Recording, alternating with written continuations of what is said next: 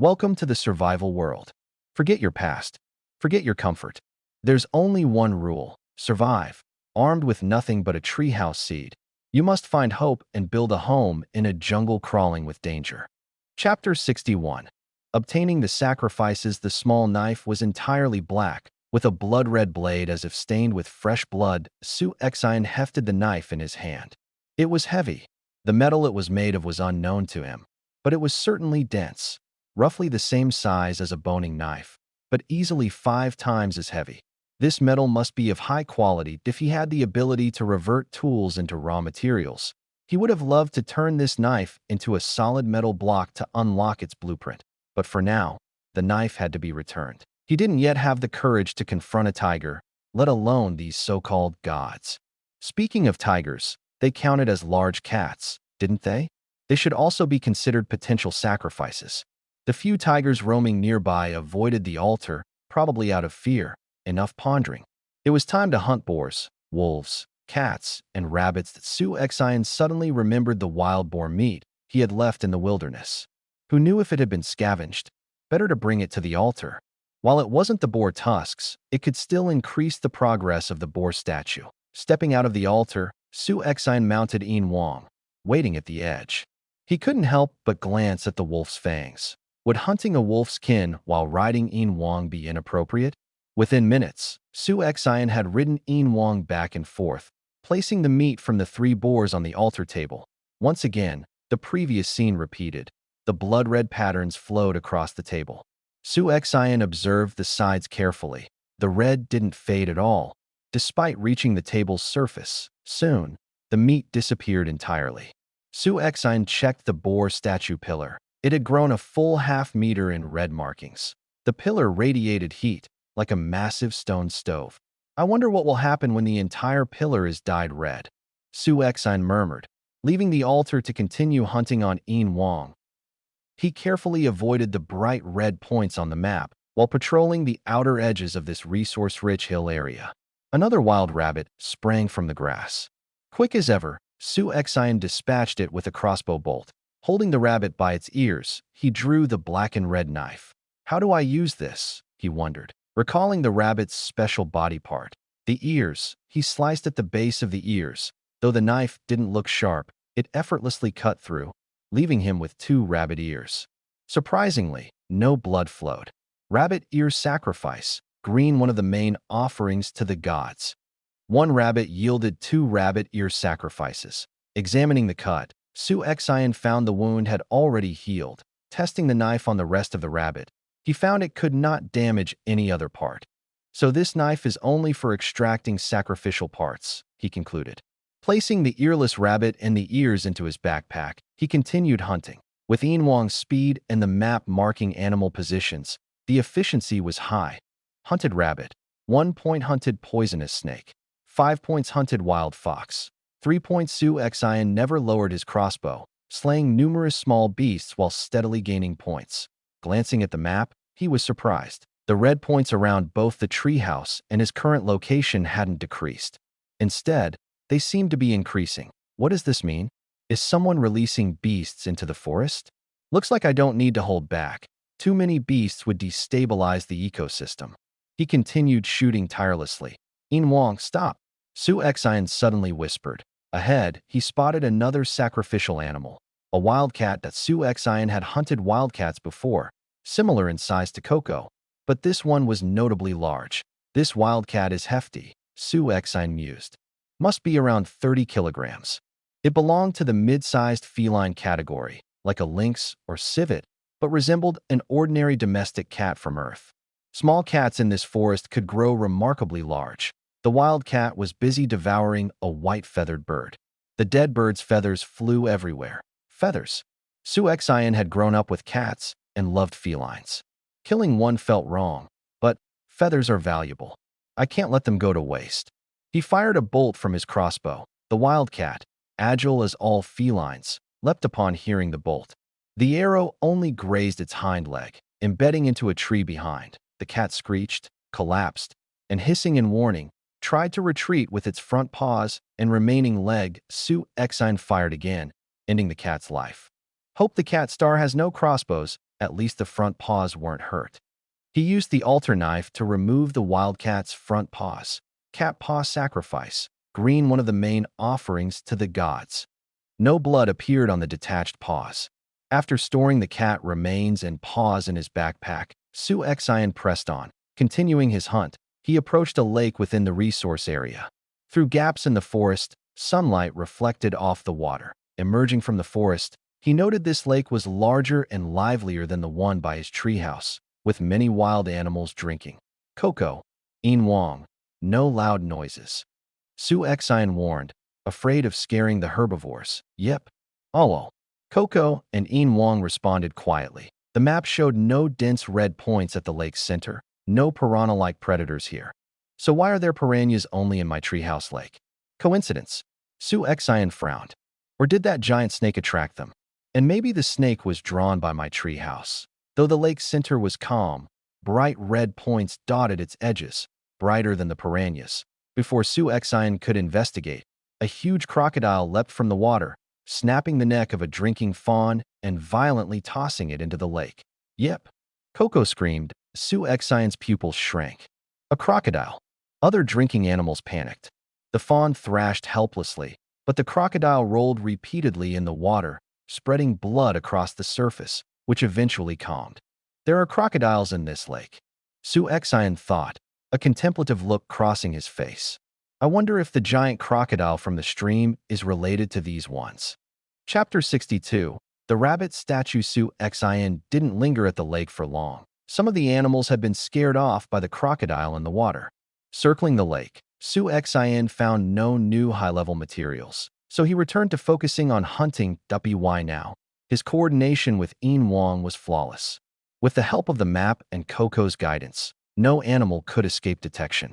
Even the small creatures hiding motionless in the grass became easy targets for Su-Xian, who had trouble hitting moving ones. His efficiency was unmatched by any other survivor. By nightfall, Su-Xian had hunted 18 wild rabbits, 7 wild cats, 2 wild boars, and several other animals.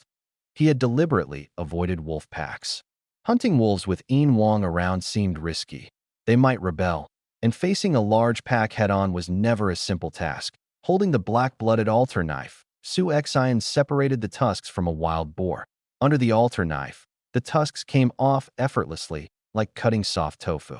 Su-Xian didn't even need to use force. His eyes lit up. Boar tusk sacrifice. Blue, one of the advanced sacrifices for the gods. An advanced sacrifice. Unfortunately, only one of the boar's 2 tusks was blue-grade. The other remained a lower-tier offering. This was the third boar Su-Xian had hunted. The previous 2 had yielded 4 tusks, all green-grade. He broke down the boar's body and placed it in his backpack.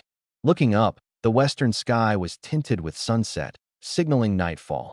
Better offer these sacrifices first. Riding Yin Wang back to the altar, he left the wolf outside. Coco hopped onto his shoulder. Click. Stepping onto the altar, Su-Xian heard a faint sound beneath the ground. Is there a mechanism under the altar? He squinted. The altar table. He placed 1 rabbit ear sacrificed. A coldness spread from the table, much stronger than when he had placed rabbit meat before. Su-Xian didn't retreat. He stared intently at the table, keeping an eye on the rabbit statue pillar nearby. The patterns on the table began to move. This time, the blood-red patterns didn't creep slowly toward the sacrifice. They glowed brilliantly, spreading rapidly to envelop the offering. Within seconds, the sacrifice shriveled, and the blood-red patterns on the base of the rabbit statue pillar spread upward. The ordinary carvings became dyed in red. Just a single sacrifice had turned over 20 centimeters of the pillar blood red. The patterns on the altar table slowly receded to the edges, dimming. Having hunted 18 rabbits, Su-Xian had 36 rabbit ear sacrifices. He placed the remaining 35 on the table. Cold wind whipped around, blood red spreading, and soon all the offerings vanished. The rabbit statue pillar was fully dyed red, with most of the rabbit carving also crimson. The blood-red patterns covered the statue, both eerie and strangely beautiful. The pillar radiated intense heat, replacing the altar table's previous cold. Su-Xian felt as if he were in a sauna. The patterns reminded him of the underground world, The vines with blood-like markings all over Su Xian's eyes twitched. He had an uneasy suspicion. Could it be, seeing the last part of the statue not yet fully died? He gritted his teeth and placed all the remaining rabbit meat from his backpack onto the altar. The blood red spread again, slowly. Su Xian backed away, keeping his eyes fixed on the final patch of the statue. The pattern slowly climbed, and finally, the entire rabbit statue was covered. Yip yip yip. Coco suddenly grew agitated, pawing at the statue and tugging at Su Xian's clothes. Danger? Su Xian asked without looking away. Yep. Coco nodded vigorously. Damn it. Don't tell me I'm right. He retreated outside the altar, to Yin Wang's side, watching the statue nervously. Seconds passed. Tens of seconds, a minute. Su Xian held his crossbow, motionless. Aside from the pillar radiating heat, the altar was silent. Just as Su Xian exhaled in relief, an anomaly occurred. The blood-red patterns on the rabbit statue pillar flared. Su Xian heard cracking stones. Blood-red light streamed from the statue's interior, bathing the altar in crimson. Damn, just as I thought. Su Xian cursed under his breath. From the moment the blood-red patterns appeared, he had sensed something was off.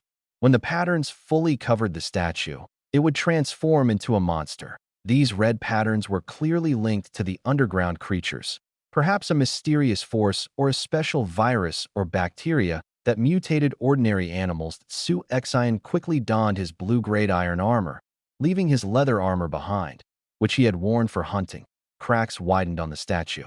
The blood-red light emanating from it became blinding. Suddenly, his watch vibrated. A message from Ji Chuyang appeared. Su Xian, don't offer sacrifices at the altar. The stone statues will come alive. What perfect timing! Ji Chuyang was a helpful guy, but Su Xian chuckled bitterly. Staring at the statue fragments, he spoke into his watch. Too late. It's already alive. The statue shattered. Red and white fur appeared amidst the fragments. With a loud bang, the rabbit statue completely broke, revealing a massive rabbit, roughly the same size as the former statue, standing atop the pillar. Seeing its size calmed Su Xian's initial panic. Though much larger than ordinary rabbits, it was about the size of a black bear wild boar.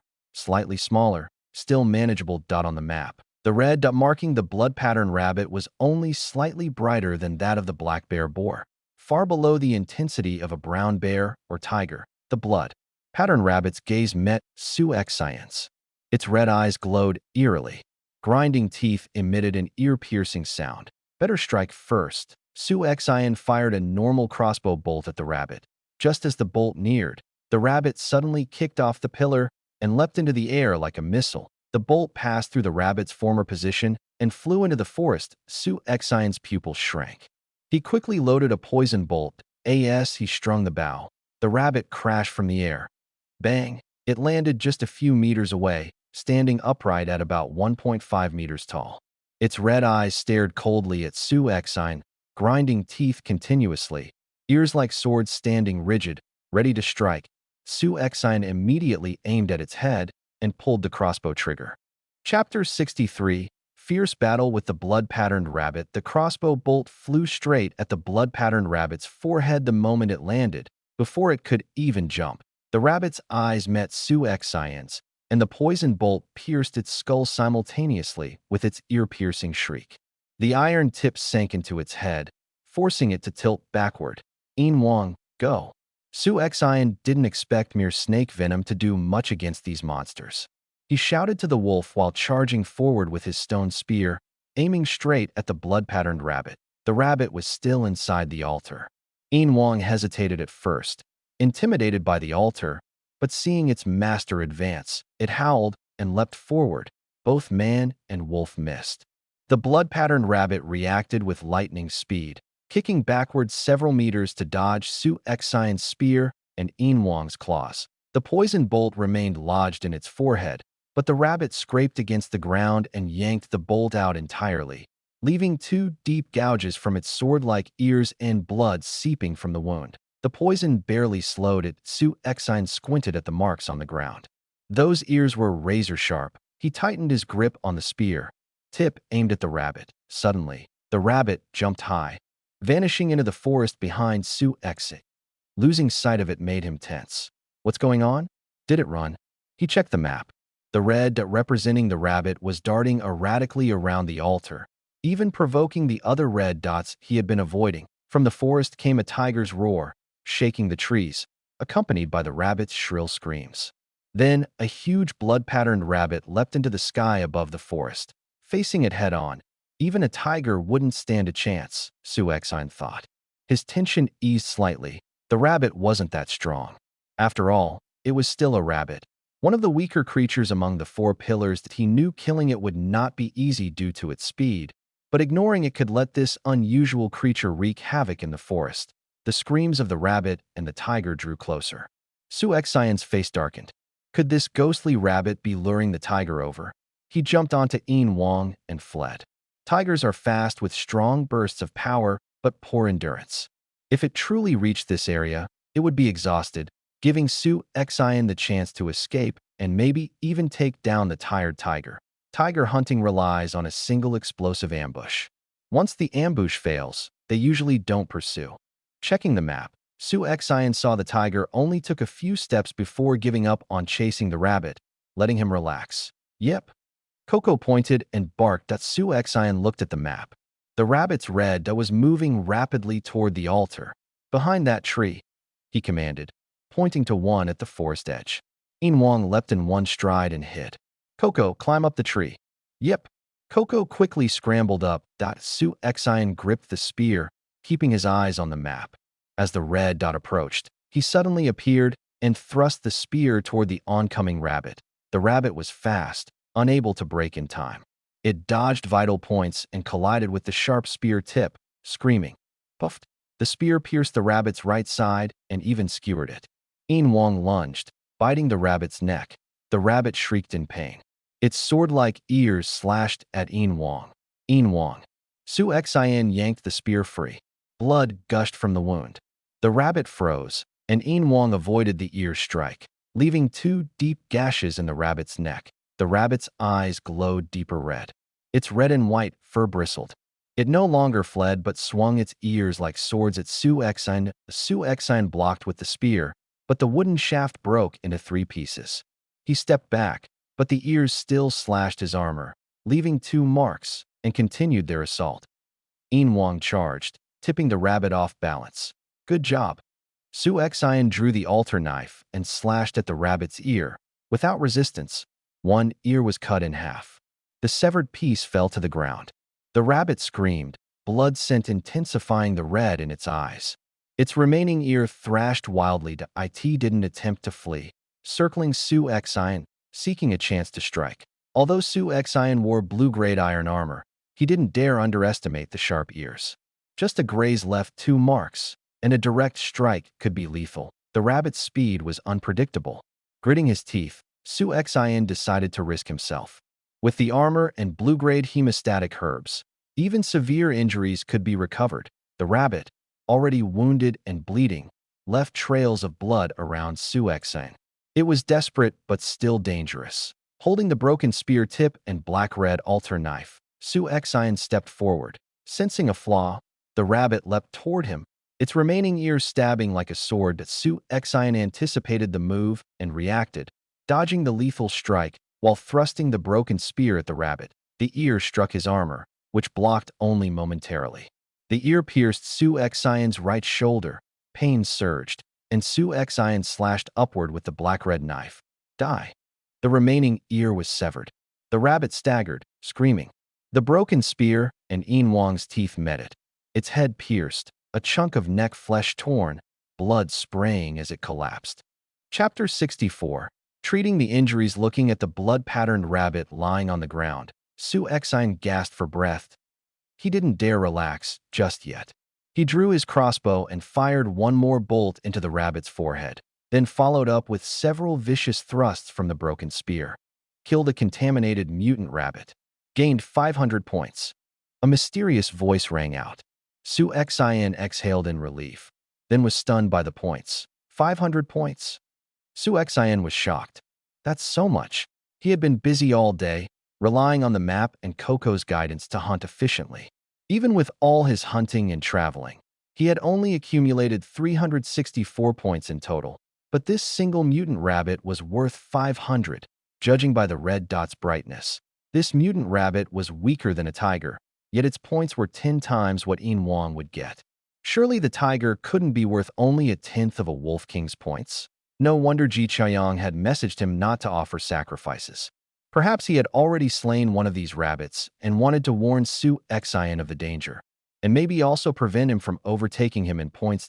Or maybe Su Xian was just being paranoid. He shook off the thought and focused back on the mutant rabbit, a contaminated mutant rabbit. He had offered sacrifices at the altar of the gods, and a corrupted creature had appeared. Su Xian recalled the soil near the entrance to the underground world. Contaminated soil, gray, which, like this rabbit, had reddish stains and was contaminated. This creature shouldn't have appeared naturally. The altar seemed randomly placed within a 3-kilometer radius from the treehouse. From what he could tell, only he and Ji Chaoyang had the ability to summon these contaminated creatures through sacrifices. Could it be these contaminated animals are the true targets the mysterious voice wants us to hunt? Perhaps they are the real enemies on land. As he pondered, he took out a boning knife to disassemble the rabbit and check for useful materials. But as the adrenaline from the intense battle faded, pain hit him. His left shoulder throbbed fiercely, and he inhaled sharply, gritting his teeth. Yin Wang and Coco had already come over, worried. Coco didn't dare climb on his shoulder, but tugged at his pants, eyeing the ear-penetrated wound, letting out weak cries. The rabbit's ear was still embedded in Su Xian's shoulder, piercing the armor and protruding from his back. Because it hadn't been removed yet, the wound hadn't bled much that Su Xian didn't dare pull it out recklessly. He knew that removing the ear could cause a gushing hemorrhage. After all, it was nearly 5 centimeters wide and almost 1 centimeter thick, similar to being pierced by a sword. He gave Coco and Yin Wang a strained smile. "Don't worry, I have divine medicine." He pulled out a blue-grade hemostatic herb from his backpack. He had anticipated injuries while preparing to fight the rabbit, which was why he wasn't worried. He had this herb. Blue-grade hemostatic herb can rapidly heal severe wounds, does not regenerate limbs or organs. This herb wasn't for ingestion. Unlike green-grade herbs, it had to be ground and applied to the wound. Su Xian first checked the map. Because the altar was special, no other beasts were nearby, only a few tigers wandering in the distance. He relaxed slightly, ground the herb with 2 stones, and prepared to treat the wound. He gritted his teeth, took a deep breath, and forcefully pulled the rabbit ear out. Blood flowed inside the armor, and he quickly removed the iron plate. Despite wearing a beginner set underneath, his wound was exposed. It was a through-and-through injury, even hitting bone. Serious enough that ignoring it could lead to massive blood loss. Mutant rabbit ear, blue, can be used to craft weapons, substituting for metal blocks. Weapons made from it are extremely durable and sharp. Even the ear embedded in his shoulder was a material for crafting weapons. Su Xian didn't have time to rejoice and put it in his backpack. Blood began to gush, so he applied the ground hemostatic herb. An intense itching ran through his wound, making his whole body tense. He resisted the urge to scratch as the 3, man, wolf, and panda, stared fixedly at the left shoulder wound. The injury visibly healed before his eyes. The through-and-through wound completely closed. The itching disappeared. Su Xian tested his arm's mobility. No issues. This really is divine medicine. Su Xian turned his shoulder. Blue-grade hemostatic herb is too strong. Too bad I've never seen one before. Next time I'll have to get more from that guy. Yep. Coco looked at Su Xian's fully healed shoulder, puzzled. All done, Coco. You can climb up now. Yep. Though Coco didn't understand how fast he recovered, it happily hopped onto his uninjured shoulder, still peering curiously at the other. After treating his injuries, Su Xian retrieved the other severed rabbit ear, another blue-grade material. He then examined the rabbit corpse. Its blood patterns were no longer bright red, but dark, as if the blood had coagulated. Using the boning knife, he disassembled the rabbit asterisk, obtained mutant rabbit skin, blue, mutant rabbit tendon, blue, mutant rabbit bone, blue, contaminated mutant rabbit meat, gray, 40 kilograms, 3 blue-grade materials, plus 2 rabbit ears, 5 blue-grade materials in total. Su Xian felt the pain was worth it. But why was the meat gray-grayed? The meat was covered with red patterns, seeping deep inside. Contaminated mutant rabbit meat, gray, highly poisonous. Attracts wild beasts lethally. Consumption likely causes death and contaminates the corpse. Very low chance of mutation. Su Xian gasped. This could create mutated beasts. Even if unlikely. Yin Wang and Coco stared intently at the meat. Seeing Su Xian pick it up, Coco cried, tugging at his clothes, while Yin Wang tilted its head, saliva dripping. Absolutely do not eat this. It's deadly. It's meant to lure fools like you to die. Su Xian warned the two beasts. Coco and Yin Wang shrank back, reluctantly averting their gaze from the blood-patterned meat. Su Xian hesitated to put it in his backpack with his other items, but knowing it could attract other beasts, he forced himself to store it safely. This could be useful later, but under no circumstances should other animals consume it. It might produce even stronger mutated monsters. One mutant rabbit had been hard enough to handle. He didn't want more surprises if other beasts consumed this meat and died. Would their corpses also become contaminated meat? Chapter 65. A day's harvest. After packing everything up, Su Xian approached the altar table and placed the remaining offerings on it.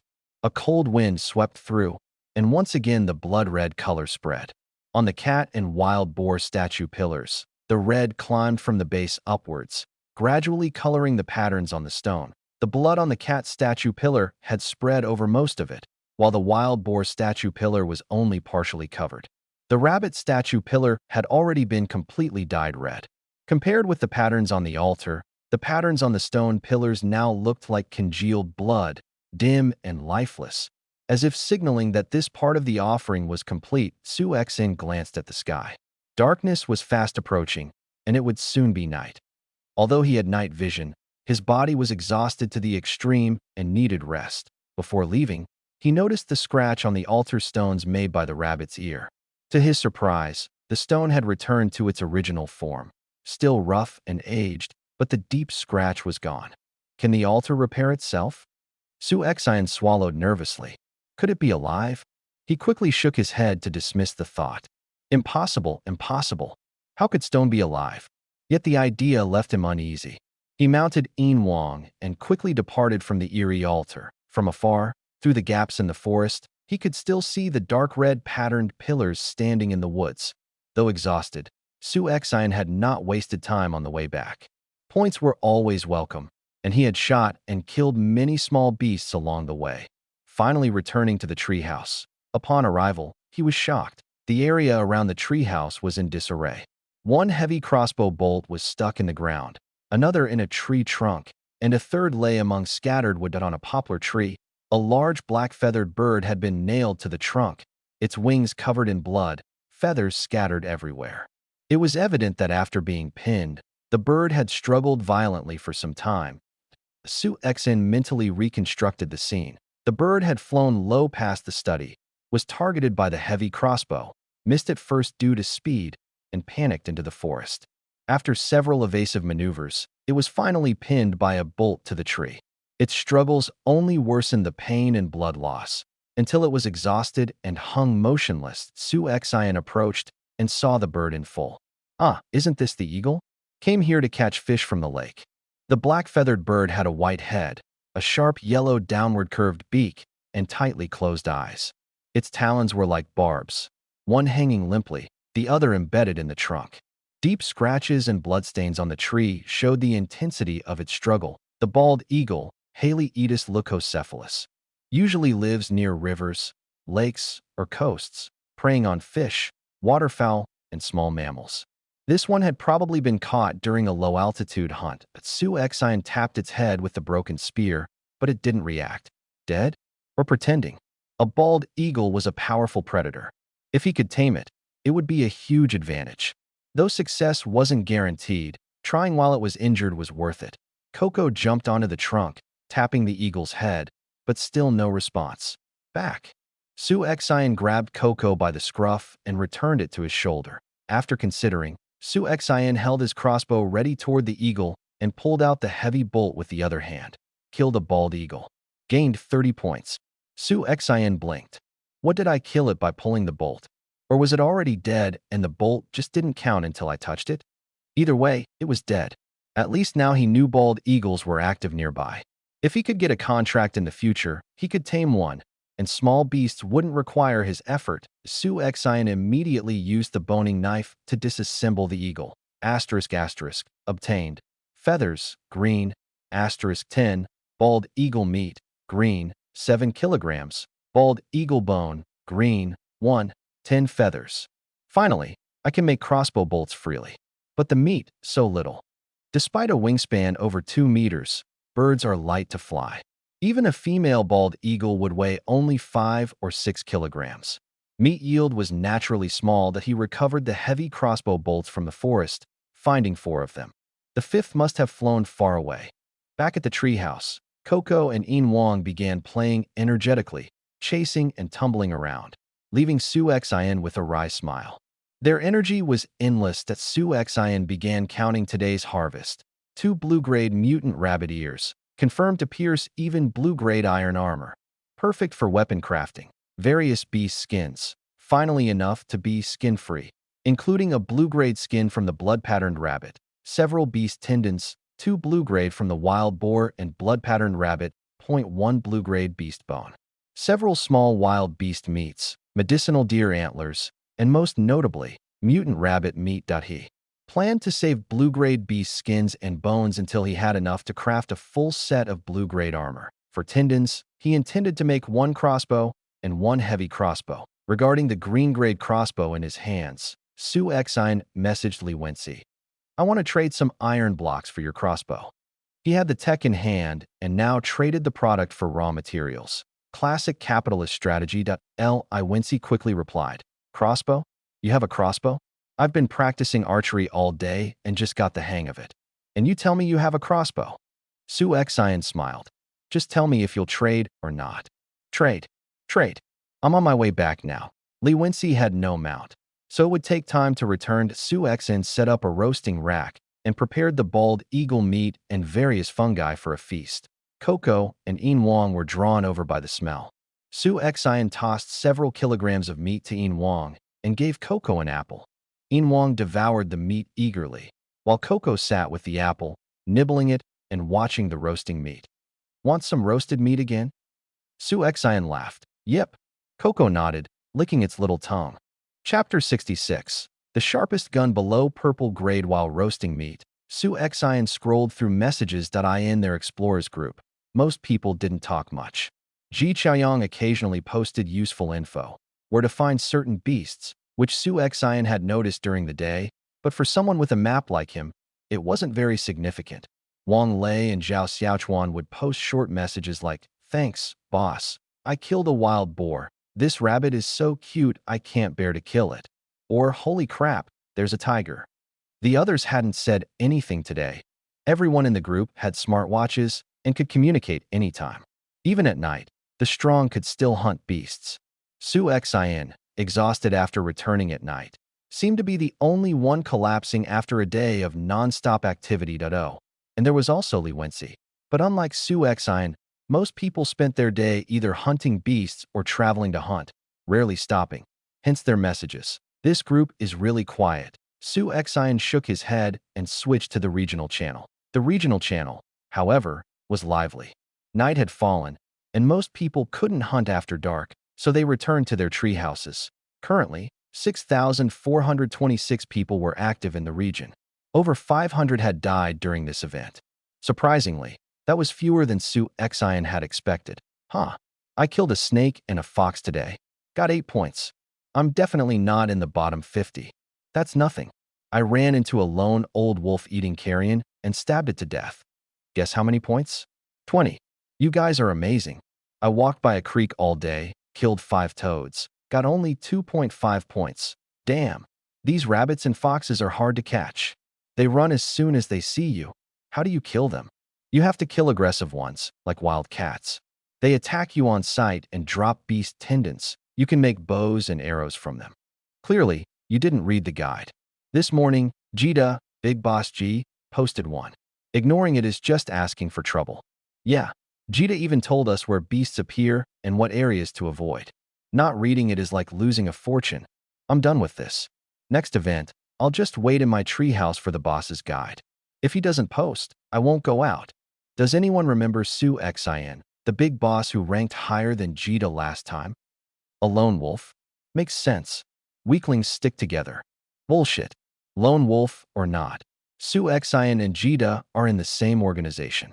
The weapons you bought came from them. Jita's guides are probably co-created by the bosses, right? Su Xin is humble and indifferent to fame, a role model for all of us. Su Xin blushed slightly. He had no idea the rumors about him were spreading like this. It seemed Ji Chaoyang was getting the credit for his work. He decided to keep some resources and put the extra green-grade beast skins and tendons on the trading platform. Soon, the meat was ready. Su Xin gave Coco a small piece, then ate the rest with roasted mushrooms and wild vegetables. Ah, so good. He patted his full stomach and sank into the chair, completely satisfied. After a whole day of hard work, a meal like this was pure bliss. Yep, Coco lay on the table, occasionally squeaking in delight, clearly enjoying her dinner. Yin Wang had finished its meal and was resting in a corner. Even with boundless energy, it had run all day and needed a break. When will those pine trees grow? Hurry up, I need more materials to renovate the treehouse, make a proper kitchen. Eating only roasted meat isn't enough. Time to cook some stir-fry. Su Xin gazed at the empty 3-story space. After a short rest, Su Xin got up and went to the weapon crafting bench. He had 2 special materials in hand. Mutant rabbit ear, blue weapon crafting material, can replace metal blocks. Weapons made from it are extremely sharp. He decided to craft a iron-tipped spear first. Scrolling to the crafting recipe ***, iron-tipped spear, green, a powerful iron weapon for hunting beasts. Each inch is sharp, can easily pierce beast hide. Durability 200. Requires wood, green. 5. Iron block, green. 2. Su Xin wanted to make a blue-grade iron-tipped spear. The green version was similar to the bluestone spear, can easily pierce beast hide.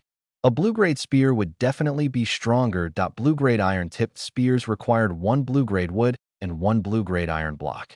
Su Xin substituted the iron block with the mutant rabbit ear. A slightly sinister-looking spear was completed. The shaft looked ordinary, but the spearhead was different, a mix of white and red, mirroring the colors of the rabbit ear. Mutant rabbit ear spear, blue, made from a mutant rabbit ear. Sharper than a blue-grade iron-tipped spear, the sharpest weapon below purple grade. Durability 1000. Damn, the strongest spear below purple grade. Su Xion's confidence soared. Holding the spear, he thrust forward. The shaft was incredibly flexible. The red and white tip quivered, emitting a crisp metallic ringing. This feels amazing. Coco squeaked and darted behind Yin Wang, frightened. After some practice, Su Xian stored the spear in his backpack. He didn't dare leave it standing. Its sharpness could easily pierce his purple-grade treehouse floor. He still had 1 mutant rabbit ear left. Crossbow. Su Xian decided to use this material for his crossbow. It could have been used for the heavy crossbow, but the standard crossbow was one of his main weapons. His treehouse was tall enough that wild beasts weren't an immediate threat, so upgrading the heavy crossbow wasn't urgent. Besides, he still had Li Wenxi's blue-grade iron blocks for that. Excited, Su Xian grabbed the blue-grade beast tendon and rabbit ear to craft the crossbow. Just then, a video call came in. It was Li Wenxi. He paused his work and answered. Li Wenxi appeared, slightly tired but excited, with a trace of annoyance. You've got a crossbow and didn't tell me? You thought I couldn't afford it? I provided the materials. Of course I can. I've been drawing my bow all day until my hand bled. She held out her right hand. Su Xian looked at it. The inner fingers bore clear blood marks, flesh indented along the wounds, and the previously fair skin was now swollen and blue. This little beauty was really tough on herself.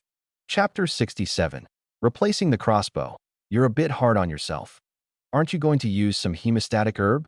Su Xian asked, looking at Li Wenxi's blood-stained hand. I forgot to bring it.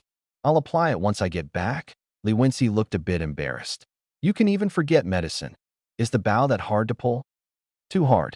I've never even pulled a bow before. She gently rubbed her injured right hand, then brightened up. I killed several wolves today. Blue-grade iron armor is so strong. Their claws didn't even scratch me. Impressive, killing wolves. Hehe. By the way, I want to buy your crossbow. Name your price. 3 blue-grade iron blocks for a crossbow, plus 20 bolts and after-sales service. Each batch of 20 bolts requires 2 green-grade iron blocks, 2 white-grade wood, and 2 green feathers. Su Xian had been using green-grade wood for bolts, but apparently, there was no significant difference, just slightly more durable, allowing more reuse. After-sales service? What's that? If you run out of bolts, you can buy more from me. Deal. Su Xian didn't expect her to be so decisive. He had originally thought 2 iron blocks would be enough for a crossbow. After all, he had exchanged a full set of iron armor for just 2 blue hemostatic herbs. Every blue iron block could make a blue-grade weapon, not worse than the herbs that it seemed she had quite a few iron ores. Wait, Li Wenci suddenly added. Change of mind? No. I mean, can the crossbow be made in blue-grade? I'll give you an extra block if you make me a blue one. No can do. Blue-grade crossbows require blue-grade beast tendons. I don't have any. Su Xian did have 2 blue-grade beast tendons, but one was reserved for a blue crossbow, the other for a blue heavy crossbow. He couldn't spare any for Li Wenci. If she had her own blue tendons, he could craft it for her. Oh, blue tendons. I don't have them either. Then I guess it's impossible. Su Xian casually asked, You have a lot of blue iron blocks? Not really. Just enough, Li Wenci replied with a wink. I can keep supplying you with iron blocks. If you ever need anything to trade, think of me first. Keep supplying? That's confident of you. Are you that rich? Or do you have some mineral detection ability? Su Xian asked jokingly. No. Hey, are we trading or not? I want to practice my crossbow. Her face showed no sign of strain, but her tone carried a hint of hesitation and urgency. Sure enough, some lucky people, like him, received special abilities. Pretending not to notice, Su Xian smiled. Wait a moment, I'll craft the bolts. Oh, do you have a venom sac from a snake? That can be used for poison bolts. Venom sac? Yes, I have one. Wait a moment. Li Wenci rummaged in her backpack and sent Su Xian a snake venom sac. That Su Xian crafted 20 poison bolts, then sent them to her along with his old green crossbow. That Li Wenci also traded him 20 normal bolts using iron blocks and feathers. After that, they ended the video call. Looking around, Coco and Yin Wang had curled up in a corner, seemingly asleep. Su Xian shook his head. Eat and sleep. Careful you don't get fat. Next, it was time to craft his blue-grade crossbow. Blue-grade crossbows required 3 blue-grade materials: iron block, wood, and beast tendon. Su Xian substituted the iron block with a special material from the blood-patterned rabbit that a blue light flared, and a crossbow appeared in his hands. The wooden arms were normal, but the metal bow and mechanism had red and white patterns, reminiscent of a video game weapon skin. Mutant rabbit ear crossbow, blue crafted from a mutant rabbit ear. More powerful than a standard blue crossbow, the strongest crossbow below purple grade. Durability 1000. He loaded a normal bolt. Despite the increased power, it felt easier to draw. Aiming at a tree outside the window, he pulled the trigger. Whoosh. Click. The bolt shot out at high speed, piercing the first tree and embedding halfway into a second tree. Strong. If it hits a vital spot, even a brown bear might not survive. Su Xian thought. Its penetration was already greater than most handguns. After pulling out the bolt, he noticed visible wear on both the tip and shaft. Seems too much power wears the bolts faster. No problem. I have plenty of feathers. With Li Wenci supplying iron blocks, I'll be fine. Still, I should look for more iron ores myself, to avoid being caught short in a pinch. Now fully equipped with blue-grade iron armor, the sharpest blue spear, and the strongest blue crossbow, Su Xian was probably unmatched at this stage, except maybe Ji Qiuyang, who could also kill mutated creatures for materials. Back inside his treehouse, his smartwatch buzzed. It was a message from Ji Qiuyang. Su Xian, did you kill that mutated creature? He was likely trying to exchange information. Su Xian had been thinking the same thing. If they killed different mutated beasts, exchanging intel would benefit both, provided neither lied. Su Xian replied. Yes. How about you? A voice message came immediately. Su Xian, you've probably noticed. The mutated beasts from the altar's stone sculptures have patterns very similar to those on underground monsters. Ji Chuyang got straight to the point. Indeed. So, did you kill a mutated beast? Su Xian asked. I just did while messaging you. That wild cat was tough, and I paid a heavy price. Ah, Ji Chaoyang had slain a mutated wildcat. Perfect. Your hunting speed is impressive, Su Xian admitted, though he had already guessed it. High efficiency relied on his map and Coco. He thought about Ji Chaoyang's regional channel guides detailing where beasts appeared. His knowledge was astounding. Not really. I focused a day on hunting the wildcat. Aggressive, but I didn't have to chase it myself, Ji Chuyang explained. Anyway, Su Xian, were you hunting wildcats too? Su Xian raised an eyebrow. Nope, I was hunting rabbits. Perfect. Ji Chaoyang clapped his hands. Currently, only you and I can make offerings at the altar. You've seen the mutated beasts summon high points and special materials. Let's exchange information. I'll tell you the mutated wildcat features, and you tell me about the mutated wild rabbit. That way, tomorrow we'll both save effort. How about that? Chapter 68. Information Exchange. Koi fish, how do I know the information you give me is true? Previously, after Ji Chaoyang killed the wildcat, he sent Su Xian a message telling him not to offer sacrifices, clearly trying to prevent Su Xian from gaining points and materials. Now, seeing Su Xian had already dealt with a mutated beast, he came directly to collaborate. This guy's thinking was very clear. If he suddenly tried to betray Su Xian, it would be hard to defend against, Ji Chaoyang calmly explained. You've already killed another mutated beast. Slaying the mutated wildcat won't be impossible for you. At most, it will cost you a bit. Even if I lied, you could still kill it. I have no reason to make enemies over something unnecessary. The same logic applies to me. I just want both sides to spend less effort. This is a win-win. Su Xian, after hearing his calm and convincing explanation, was somewhat persuaded. Cooperating with you really comes with a lot of pressure, Su Xian said, shaking his head. Haha, you think the pressure is all on you? I can't see through you either, came the reply, a hint of helplessness in the laughter. They then exchanged information about their respective mutated beasts. By the way, you must have higher-grade weapons now, right? We can open trades for green-grade metal weapons within the organization. Su Xian tasted the sweetness of capitalism and couldn't stop himself. Yes, that's what I was thinking, Ji Chaoyang said with a smile. Opening trades for green-grade weapons is enough. They both chuckled. Just as they were about to end the call, Su Xian asked, Wait, the 4 pillars of your altar, which beasts are they? Cat, rabbit, wolf, pig. Those 4, Ji Chaoyang didn't hide anything. Same for me. Since you're sincere, I'll give you a heads up. I once saw the statues on the pillars change, but I don't know why. Oh, got it, thanks. According to Ji Chaoyang, the mutated wildcat was roughly the size of a small tiger, with incredible burst speed. Its main attack was its claws, which could easily tear a poplar tree apart, so it was crucial to keep distance at the start. Otherwise, given its speed, dodging or even blocking might be impossible. However, mutated wildcats had a weakness common to felines. Low stamina. Ji Chaoyang recounted that when things went badly, he rode his mount to escape. The blood-patterned cat relentlessly attacked him with powerful leaps. Despite his best dodges, he was seriously injured. Only when the cat's stamina ran out and its movement slowed could he land a fatal blow, they concluded.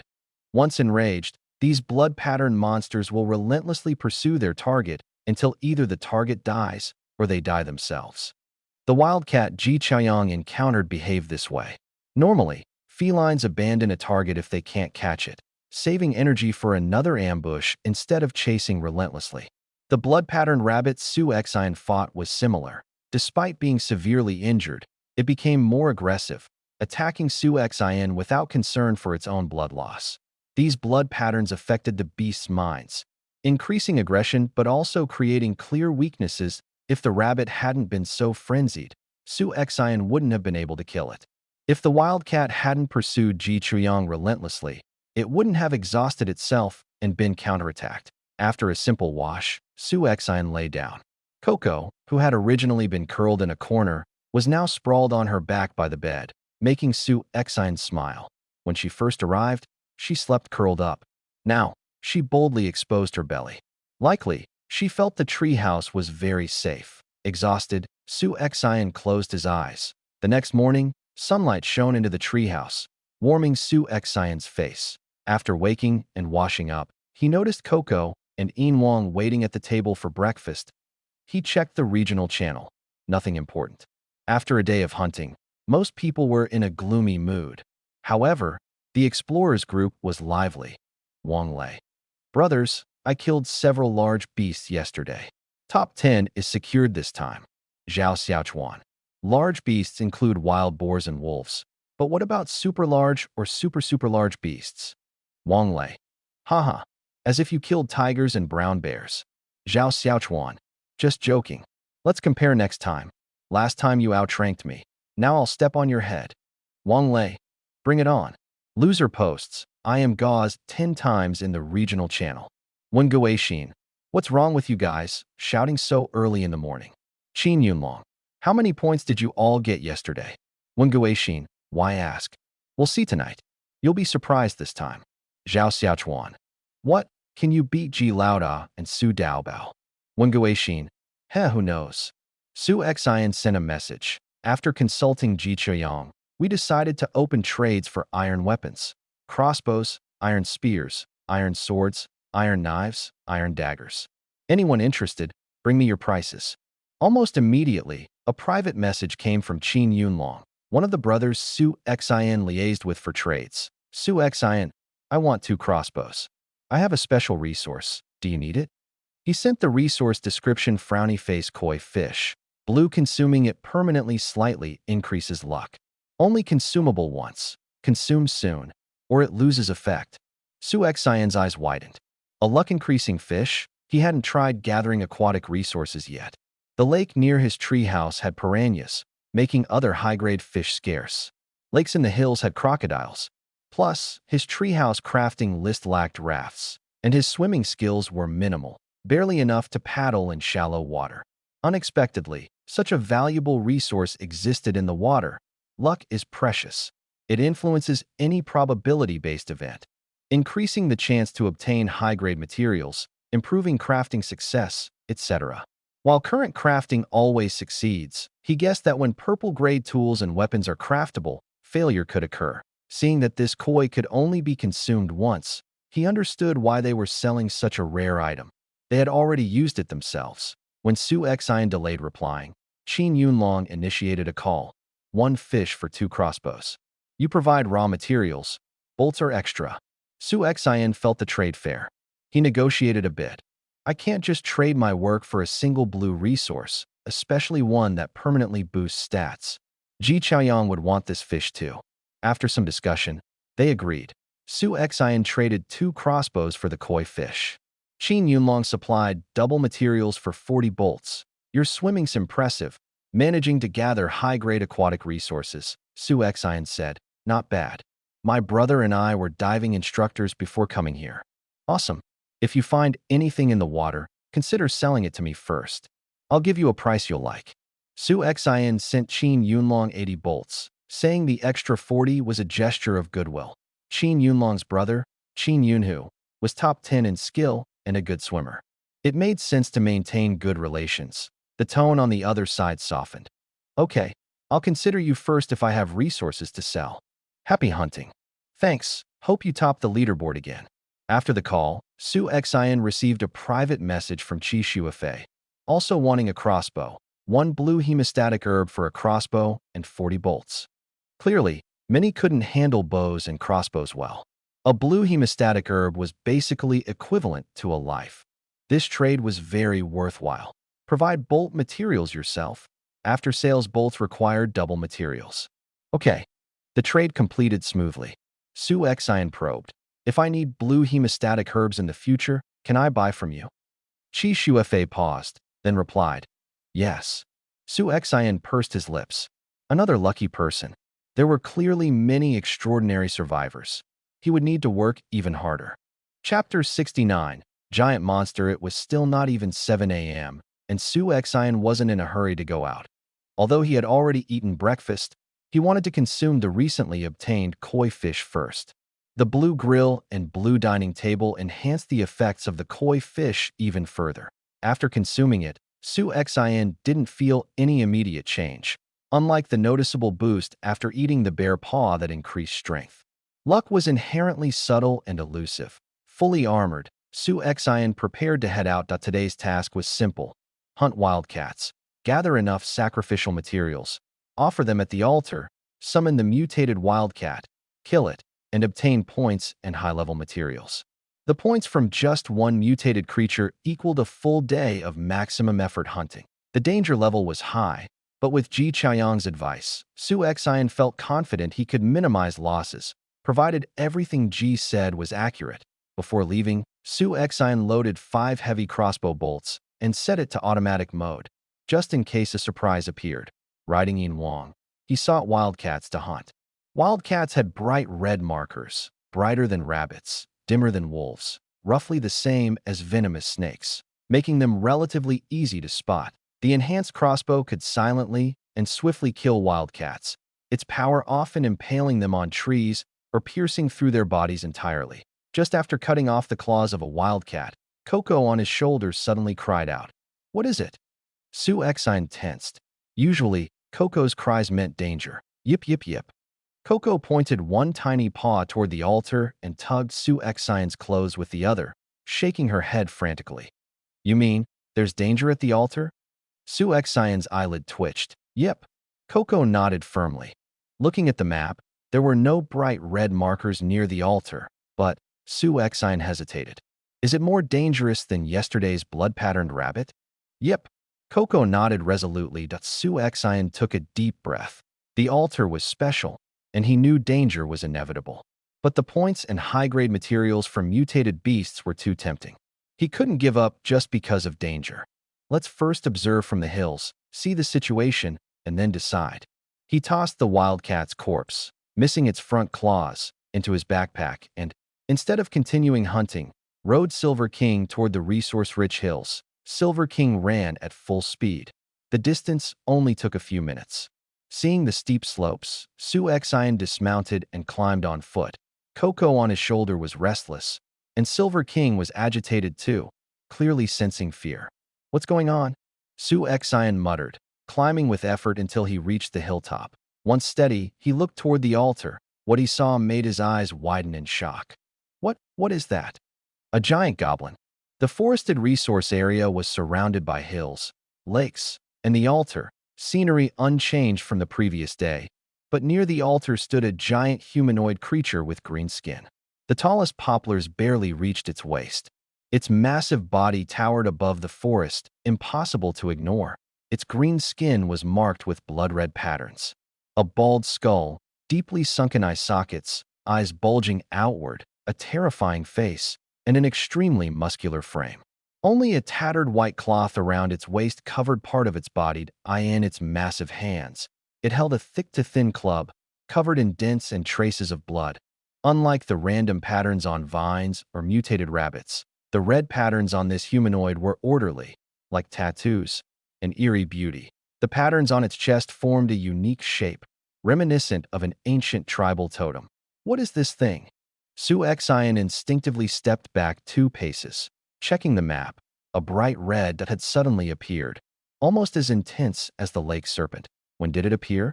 Coco had just alerted him, and there had been no red before. Before Su Xion could process it, the giant creature moved.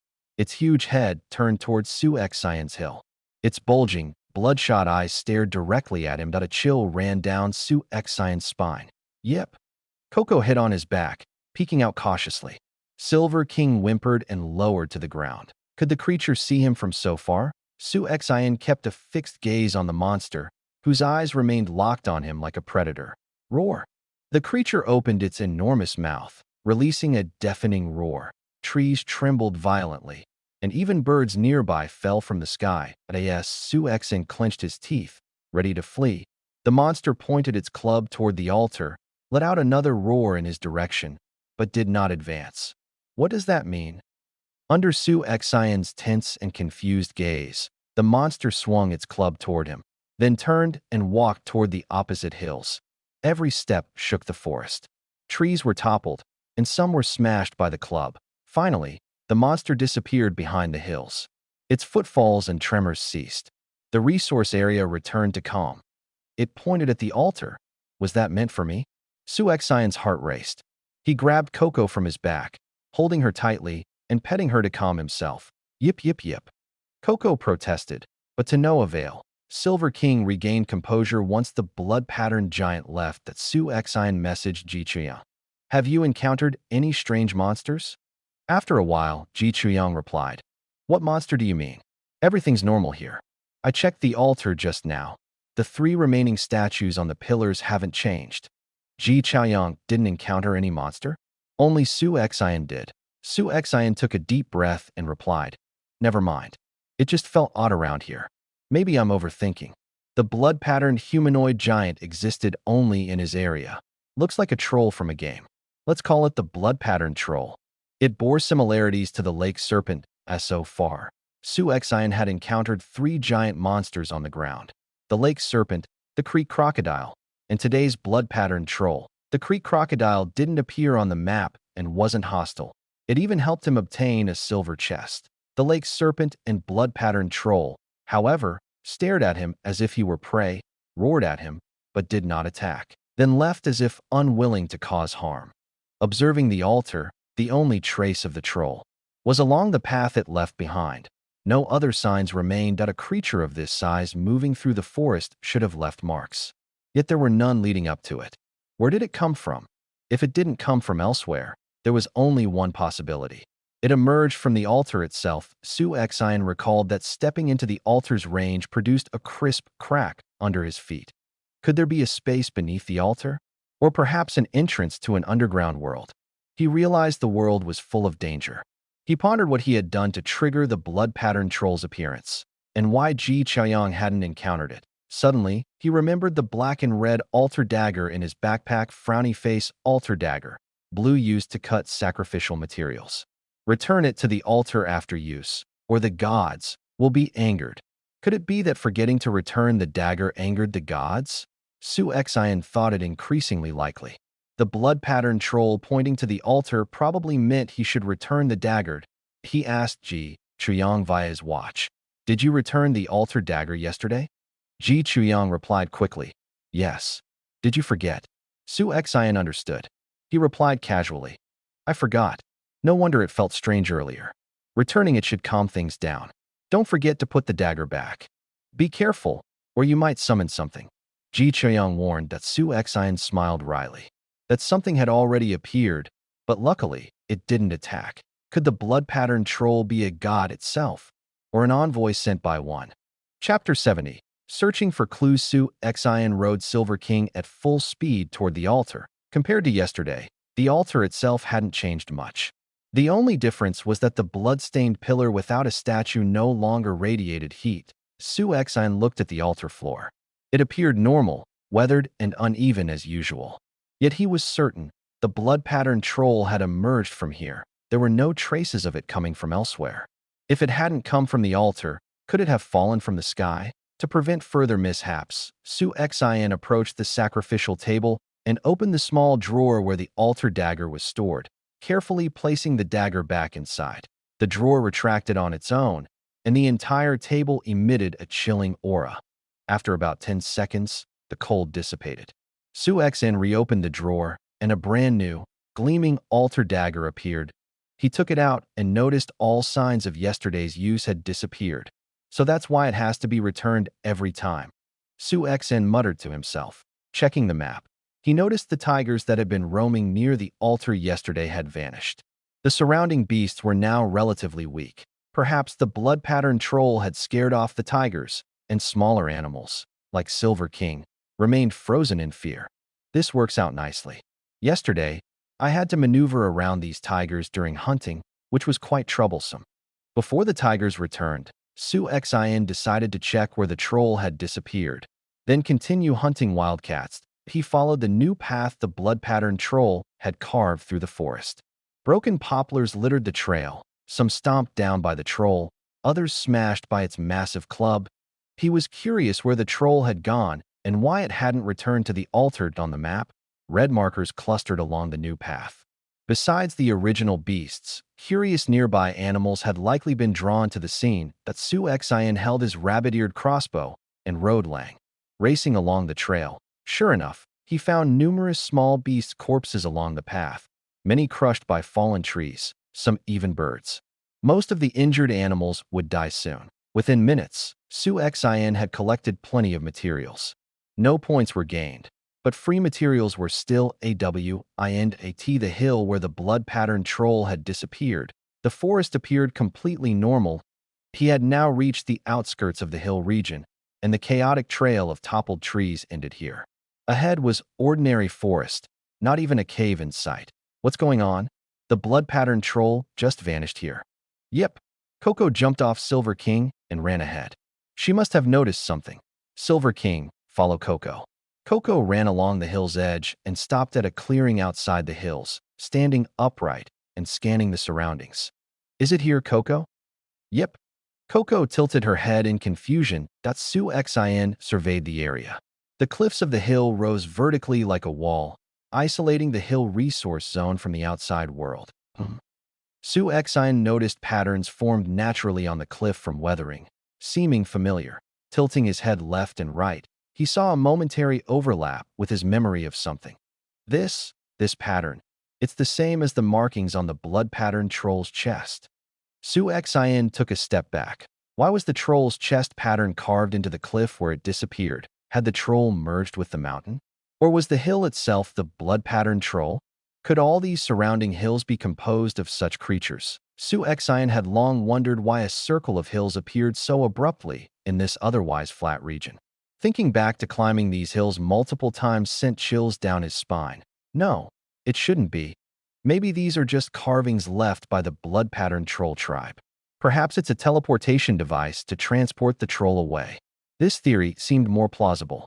Su Xian gradually calmed down, though the previous thought had planted a seed of unease in his mind. From now on, he would regard these hills differently.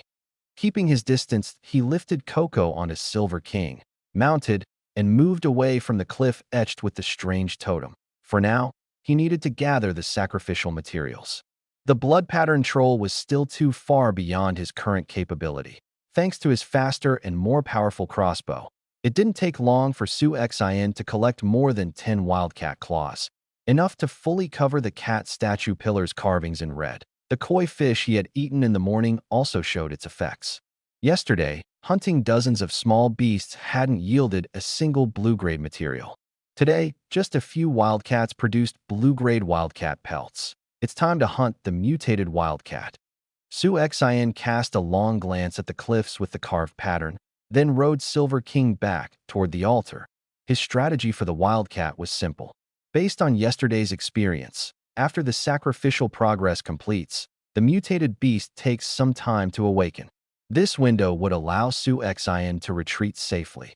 Armed with a superior crossbow, he was confident it could inflict significant damage on the mutated wildcat. From a distance, he would kite it, using the crossbow and poison bolts to hinder its movement, waiting for it to tire before delivering the final strike. The plan was solid in theory, but executing it was far from easy. He ate a blue orange, boosting his mental state to optimal. Back at the sacrificial table, he stared at the wildcat statue. Its claws, deeply embedded in the pillar, looked terrifying. Taking a deep breath, Su Xian placed the wildcat sacrifices on the table and quickly exited the altar's range. He rode Silver King to the maximum range of his crossbow, loaded a poison bolt, and silently waited for the ritual to complete. Soon, the cat statue was covered in red patterns. Rays of red light shot out from the gaps, glowing like a blazing sun, bathing the altar in crimson. The stone sculpture cracked, revealing a mutated wildcat covered in blood-red markings, with 2 exaggerated yellow-white claws. It looked up and let out a cat call, shrill and hoarse, lacking the majesty of a tiger or lion's roar. Now, Su Xian fired. The poison bolt shot toward the cat at incredible speed. The wildcat's call ceased abruptly. Its claws moved faster than the eye could follow, attempting to catch the bolt mid-air. However, Su Xian's reinforced bolt was no ordinary projectile. The bolt's trajectory was slightly deflected but still struck the wildcat squarely on the shoulder, Meow. The wildcat's crimson eyes locked onto Su Xian, the crossbow wielder in the distance. All set. As long as I've attracted its aggro, it will chase me relentlessly. Silver King, run. Coco, hang on. Howl. Yep. Silver King sprinted at top speed in the opposite direction of the altar that Su Xian rode Lang, holding the crossbow and aiming at the mutated wildcat, closing in rapidly. This time, I'll take you down without a scratch, mutated beast.